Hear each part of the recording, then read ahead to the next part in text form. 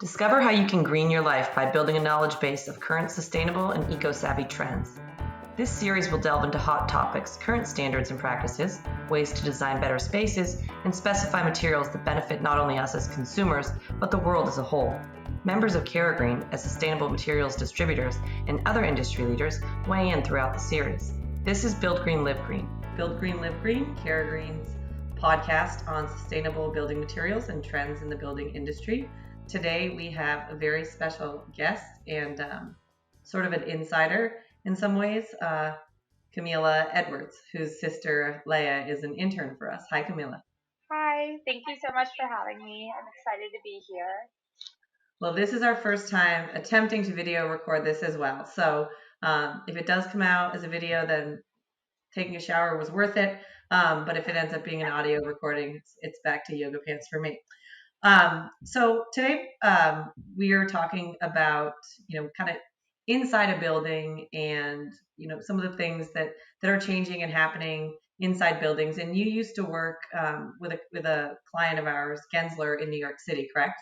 I did. I was there for about 2 years. I recently switched jobs, which I think we'll get into, but I was there for about 2 years and got to interact with Green one-on-one, which was great. That's great. So I know that you've looked at some of our materials, and obviously New York City is a huge construction. There's an ongoing construction site, but it tends to be at the forefront of a lot of trends here in the U.S. And one of those is sustainability and really building, more responsibly, environmentally responsibly, and responsible for the occupants of the building as well. Did you find? I mean, I know you eventually found Green, but did you have challenges when it came to sourcing sustainable materials and kind of figuring out what's what and who's who in the zoo? For sure. I think there are definitely several challenges, especially that designer space. And I would say, in my perspective, the number one challenge is distinguishing greenwashing when people are selling materials from authentically green materials. And I think this is something that Green's done a really great job of providing a lot of transparency of their materials. But these days, and this is just something sustainability has to deal with in general, anyone can say anything is sustainable. And there are a number of sort of material certifications that are now becoming more popular. So you could have a declare label, which kind of shows what's in your product, or a health product declaration.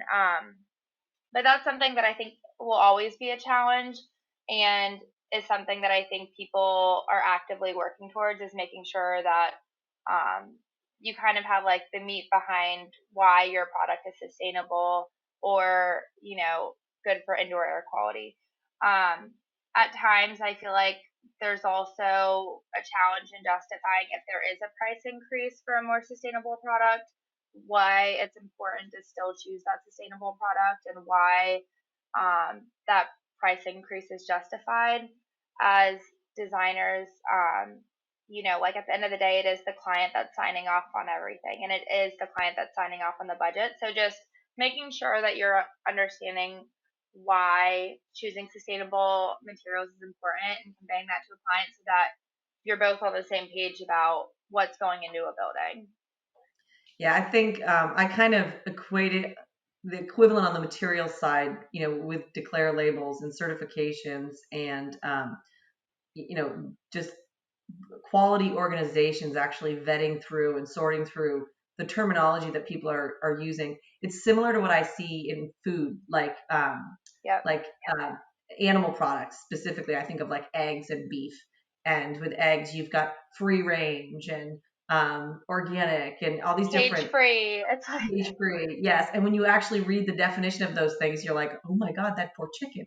It's like, they get like 1 square foot to move around in, and that's considered, free range. Or so there's a lot of kind of understanding that terminology, and I think that's part of what Green does on the building material side, is kind of weed out a lot of that all natural, and kind of get to the heart of the documentation and what's the minimum required to actually just be disclosing what's in your materials. So I think you make a lot of good points there about how architects and designers need that. While you were there, and as we get into what your new role is here, What building standards were you kind of designing to, and are you starting to see emerge, these days? So I think most people in the building industry are familiar with leadership, and I think energy and environmental design, or Mhm. sometimes I mix Yep. those two up. They're both E's, it's fine. Yeah. So lead I really foresee as being the number one sort of sustainability certification for the foreseeable future, just because it's so widely adopted. The U.S. Green Building Council, which runs the certification, is highly respected. And so sustainability wise, I think that's like going to stay at the forefront. There's also a new trend of wellness certification. So you have ones that are really kind of bespoke, like Reset, which only looks at air quality. You have one called Well, which is run by the IWBI, the International Well Building Institute.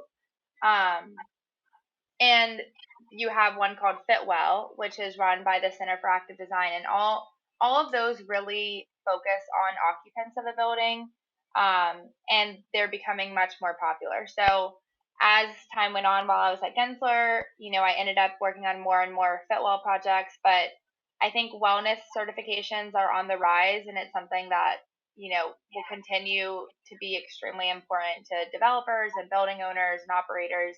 Um, but sustainability wise, I think lead, if you're focusing on environmental footprints, like lead is gonna, in my opinion, stay at the top. Yeah, I agree, and I think that those environmental kind of planet wellness certifications go hand in hand with those occupant wellness certifications. So both are complementary. Absolutely. I think there'll be spaces that are achieving both. So talk a little bit about your new role in your new company. So I am currently at a company called Prescriptive Data. It, we are a software company and we offer a product called Mantum. And it's just been an amazing experience. Before at Gensler, I was focused a lot on the design of a building or of a space and what you can do sort of preemptively to make it more sustainable. At my current role, we are really optimizing a building once it's running. So, like, as much as we can do to ingest data and information and make, whether it's HVAC more efficient or indoor air quality better, we are just like becoming, we're kind of tagged as being the brain of a building. So I'm an account manager here and I have several different roles, but my primary role is to take care of our customers who utilize Manta, make sure that they have everything they need. I maintain a lot of the data streams that we're taking in. So because we're pulling in data from so many different sources, a lot of the times there's always things that either could go wrong or a data outage or like there's a network issue at a building and we need to make sure that we're coordinating with their IT group.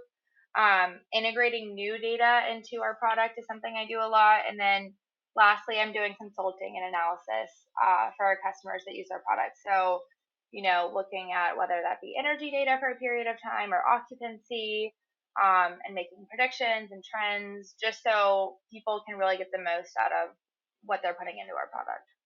So I understand the incoming data streams. It sounds like a lot of the same things that are measured in some of these building standards that we're talking about, like the HVAC and airflow for occupants, and what's become really big is CO2 data, which is an indicator of the number of occupants, and you're also talking about energy. So does does your program plug into all these systems, like connect to them and aggregate the data, and does it make recommendations based on that data, or does it simply kind of process the data and give it to the building owners for them to adjust as needed?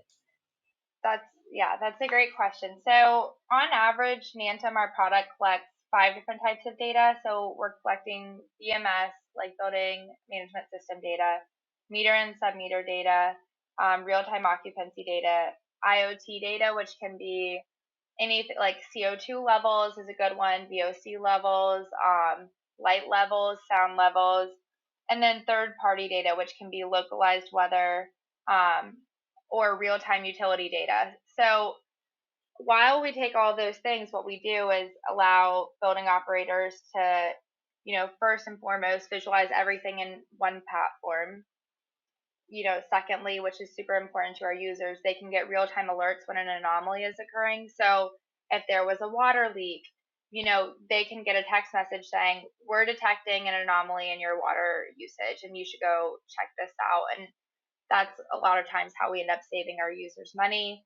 And then we can allow our machine learning and AI algorithms to optimize tenant comfort while using the least amount of energy. So a lot of what we do is automated.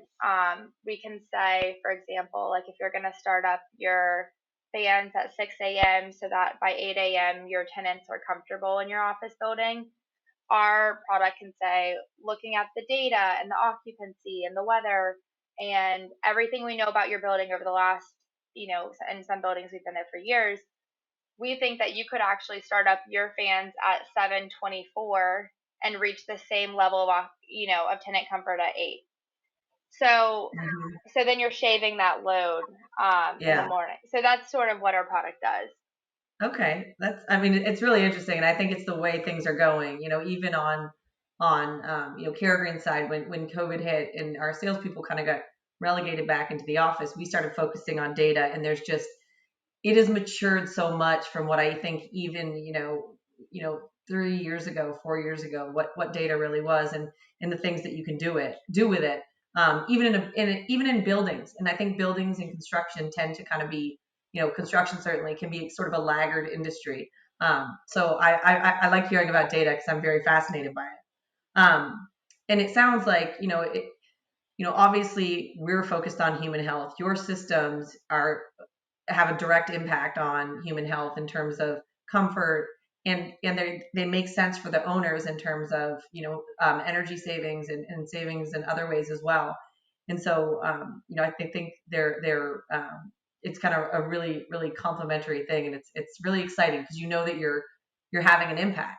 And you talked about lead building in the beginning. And I remember just trying to get that standard out the door, 10 years ago, 15 years ago. And people were just slow to adopt because there was no proof. And it was this lack of data that, Absolutely.